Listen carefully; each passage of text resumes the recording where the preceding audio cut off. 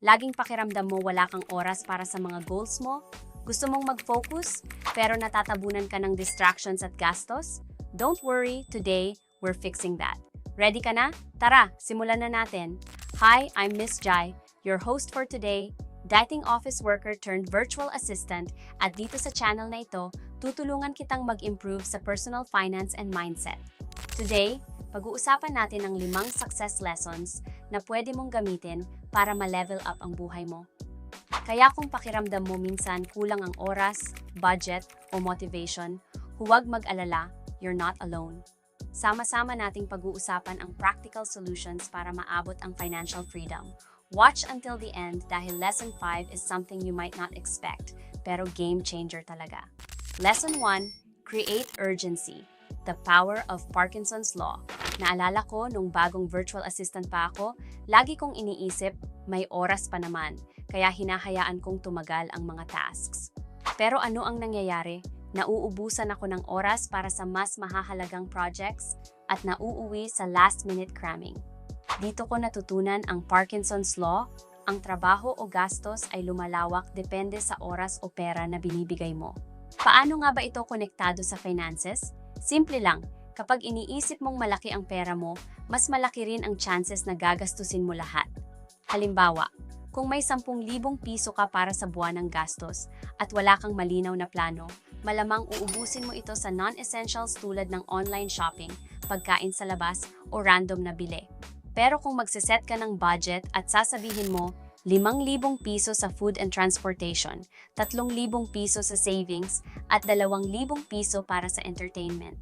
Sa ganitong paraan, alam mong hindi mauubos ang pera sa mga bagay na hindi priority. Ganito rin sa oras. Kung bibigyan mo ang sarili mo ng 2 linggo para matapos ang isang task, madalas matatapos mo ito sa 2 linggo. Pero kung mag-set ka ng tight deadline, tulad ng 3 araw, mas mabilis kang kikilos at matatapos mo agad. Use our 5-minute budget tracker. Ang 5 minuto na budget tracker ay parang deadline para sa pera mo. Kapag alam mo kung magkano lang ang pwede mong gastusin sa bawat category, tulad ng pagkain, transportasyon at savings, hindi mo hahayaang maubos ang pera mo sa mga bagay na hindi mahalaga. Halimbawa, income, 15,000 piso, budget plan, rent, 5,000 piso, food, 3,000 piso, transportation, 2,000 piso, savings, 3,000 piso, entertainment, 2,000 piso. Kapag sinundan mo ang plan na ito gamit ang tracker, makikita mo agad kung lumalampas ka na sa budget. Kung nakikita mong 3,500 piso na ang nagastos mo sa pagkain, alam mong kailangan mong bawasan ang susunod na grocery run. This week, subukan mong gamitin ang free 5-minute budget tracker. I download ito gamit ang link sa description below. Tignan kung kaya mong magkasya at bawasan ang mga unplanned na gastos. Lesson 2, the compound effect. Power of consistency plus improvement. Naalala ko nung nagsisimula pa lang ako bilang virtual assistant, ang hirap mag-stick sa routine. Ang dami kong gustong gawin, pero dahil hindi consistent ang actions ko, walang nangyayari. Hanggang sa sinubukan ko ang compound effect. Maliliit na actions na ginagawa mo araw-araw na nagdadala ng malaking resulta over time. Ang konsepto ng compound effect ay simple pero powerful. Isipin mo ang daily expenses mo. Kung gumagastos ka ng 100 piso kada araw sa milk tea, sa isang buwan, 3,000 piso na agad ang nawala. Pero kung 100 piso ang itinatabi mo araw-araw sa savings, meron kang 36,500 piso sa isang taon. Consistency plus improvement. Hindi lang tungkol sa paggawa araw-araw, pero kailangan mo ring mag-improve habang ginagawa ito. Halimbawa, kung nagbabudget ka, tanungin mo, paano ko mas mapapalaki ang savings ko? Kung consistent ka pero walang adjustment, hindi mo maaabot ang best result. Example, current habit, gumagastos ng 100 piso araw-araw sa snacks. 3,000 piso bawat buwan.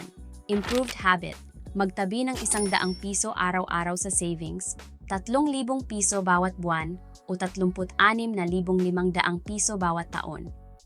Sa loob ng 1 taon, ang simpleng pagbabago na ito ay makakatulong sa pagbuo ng emergency fund o pampuhunan sa small business. Lesson 3, respect yourself, stand your ground. Isang beses sa meeting, may senior na kumontra sa idea ko. Sa sobrang hiya, hindi ko na ipinaglaban ang opinyon ko. Pero nung sumunod na meeting, handa ako. Dala ko ang data para suportahan ang idea ko. Nagbago ang pagtrato nila sa akin. Dito ko natutunan na kailangan mong respetuhin ang sarili mo kung gusto mong respetuhin ka ng iba. Ganito rin sa finances. Kung hindi mo pinapahalagahan ang budget mo, paano ito lalago? Kapag hindi ka nagsasabi ng no sa non-essentials, paano mo maaabot ang savings goals mo? Respect yourself by respecting your financial boundaries. Example, current habit. May 10,000 piso kang budget, pero dahil sa impulse buying, nauubos ito agad sa first 2 weeks. Improved habit. Sinundan mo ang tracker at sinabi mong no sa non-essentials. Kaya meron kang extra 2,000 piso pang savings sa dulo ng buwan. This week, tignan kung meron kang unnecessary expenses. Magsabi ng no sa kahit isang bagay na hindi mahalaga. Lesson 4, focus on what truly matters, the 80-20 rule. One time, nagtanong ang boss ko, Jai, saan ka dapat mag-focus para ma-maximize ang oras mo? Doon ko natutunan ang 80% sa 20% rule. 80% ng resulta ay galing sa 20% ng actions mo. Ang pinakamalaking impact ay galing sa top priorities. Ganon din sa pera, 80% ng resulta mo ay nanggagaling sa 20% ng actions mo. Ang tanong, ano ang mahalaga sa'yo? Ganito rin sa pera, hindi lahat ng gastusin ay mahalaga. Karamihan sa resulta ng financial success mo ay galing lang sa maliit na bahagi ng gastos at investments mo. Kapag natutunan mong i-prioritize ang importanteng 20%, mas magiging intentional ang lahat ng ginagawa mo.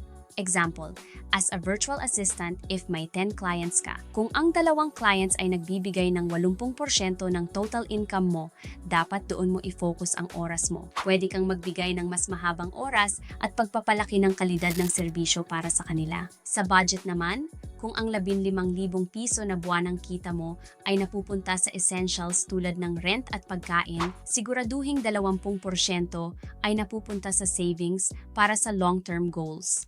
Lesson 5, add your unique twist. Authenticity is key. Before sobrang dami kong insecurities sa work. Sabi ko, ang dami ng magaling dito, paano ako tatayo? Pero habang tumatagal, na-realize ko na kahit saturated ang market, may unique value akong dala, ang pagiging authentic. Ito ang nag-connect sa akin sa mga clients ko. Hindi nila gusto ang generic, gusto nila ang totoong ako. Kahit sa ang aspeto ng buhay, trabaho, goals, o finances, authenticity wins.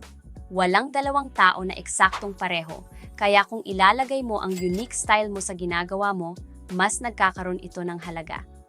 Ganito rin sa finances, hindi mo kailangang gumamit ng system na hindi swak sa'yo.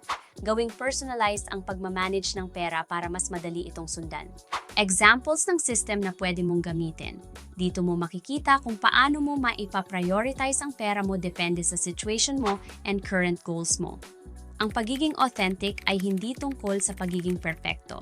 It's about doing what works for you.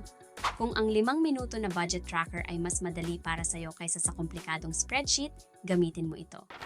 Thank you for watching. Sana may natutunan kayo at na-inspire kayong gawing simple pero makabuluhan ang financial journey nyo. Don't forget to hit subscribe and turn on the notification bell para hindi ka mag-miss ng episodes. Kita-kits sa next video.